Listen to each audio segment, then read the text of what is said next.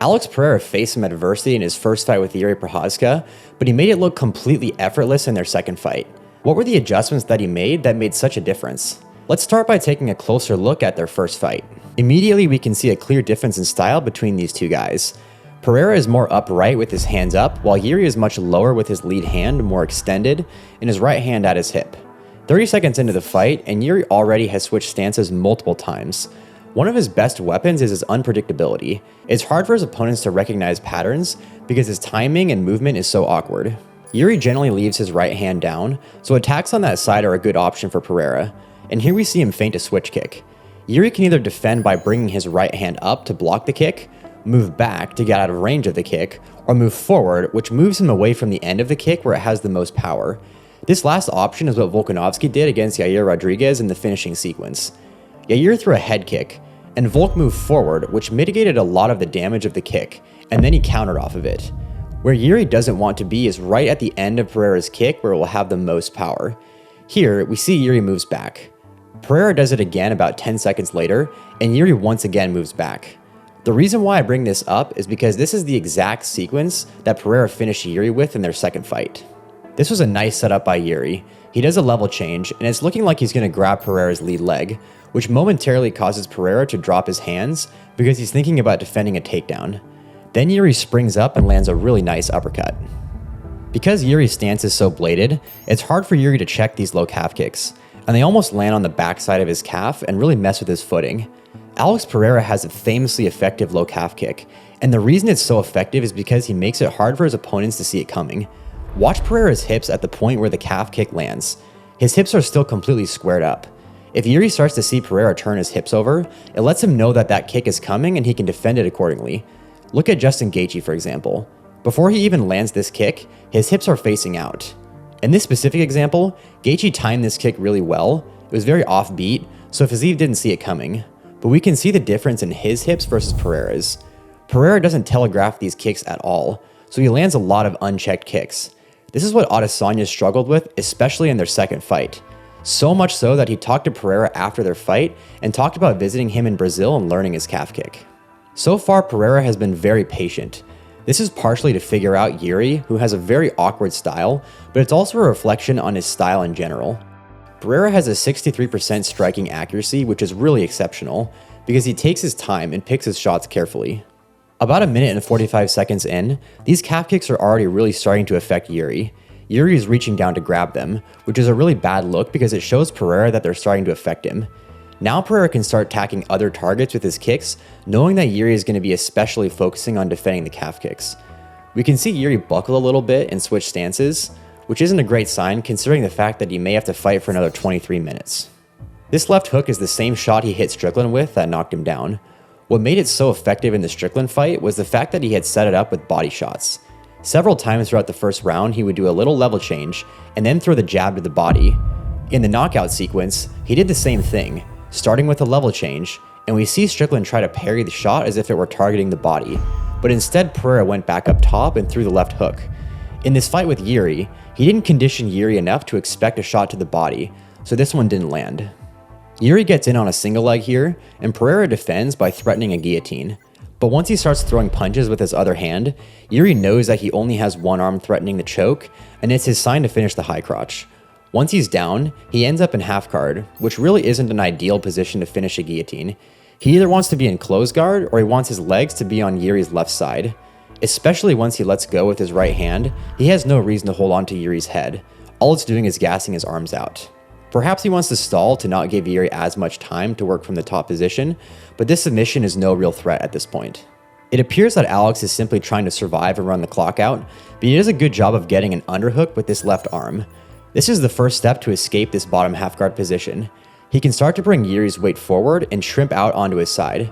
Now that Jiri's weight isn't flattening him with his back on the mat, he can start to build himself up to his elbow. As he starts to get up to his knees to get back to his feet, he gives up this underhook, which he needs to be really careful about. If Aljamain Sterling or Charles Oliveira were light heavyweights, they'd be licking their chops right now at the sight of this. If Jiri were to shuck this arm forward and tuck his head behind his arm, he can start to attack Pereira's back.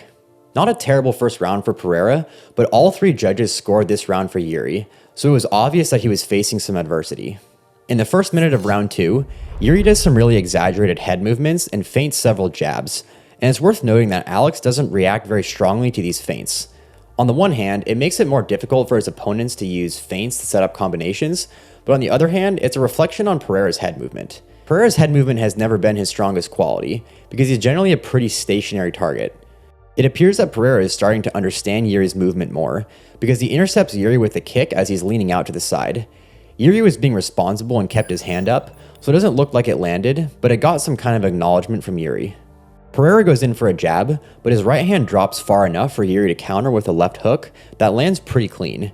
This is actually the same shot that Alex dropped Jiri with at the end of round 1 in their second fight, as we'll see later. Once again, Jiri times another beautiful counter, this time off of Alex's low kick. Alex isn't seriously hurt here, but it's definitely enough for him to want to retreat and reset. Jiri does a good job of keeping the pressure on, and we'll see that Alex looks for a counter left hook several times because Jiri tends to leave his chin in the air. This right hand definitely stunned Alex. We can see he's not even looking in Jiri's direction. Jiri lands another left hook and right hand, and Alex was certainly a little bit in trouble here. And again, we can see Alex looking for that left hand because he knows that Jiri can get a little careless and leave his chin in the air. I'm not exactly sure why Jiri clinched up here. It seemed like he was getting the upper hand and Alex was on the ropes a bit. If anything, this clinch brought their exchange to a more neutral position and gave Alex a chance to recover. Jiri steps in and really commits with a big right hand, followed by a left that definitely gets Pereira's attention. As we've seen just a minute ago, this isn't the first time Pereira has been in this position. At this point, he knows Jiri is going to focus all his attention on getting a finish and leave his chin in the air, so he slips and counters with a big right hook, followed by a left hook. He rains down with elbows and it's all over from there. The big difference here was waiting to counter off of one of Jiri's punches instead of just trying to intercept him. In the first exchange, Jiri was able to see Pereira's attacks and avoid them, but in the second exchange, Pereira waited for Jiri to attack, extend himself, and then he threw his right hook. These short hooks are so powerful because they don't have to travel very far and they're extremely compact. A lot of people were critical of Marc Goddard's stoppage, arguing that it was too early, but you have to think about this sequence from his perspective.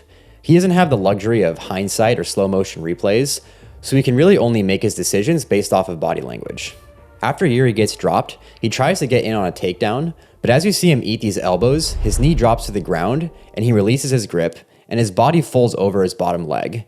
These are signs that he's losing consciousness and he's in a terrible spot to defend himself. And this is the exact moment that Goddard steps in. Of course, once Pereira gets shoved off, Jiri rolls over and pops up like he could keep fighting.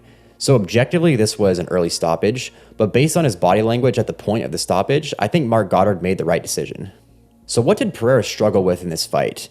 The biggest thing I noticed was his head movement. In times Jiri was able to back him up on the feet, Alex was keeping his head stationary and on the center line. And once he had him on the ropes, Pereira was looking to counter without slipping any of Jiri's attacks. The second time, however, he slipped first, then countered, so Jiri wasn't able to see the counters coming as easily. In their second fight, Pereira goes back to the same weapon that was so effective in their first fight, the low calf kick. A little over 30 seconds in, Pereira throws the calf kick and Jiri counters with a left hook that backs Pereira up. This is the second time this has happened to Pereira in their fights.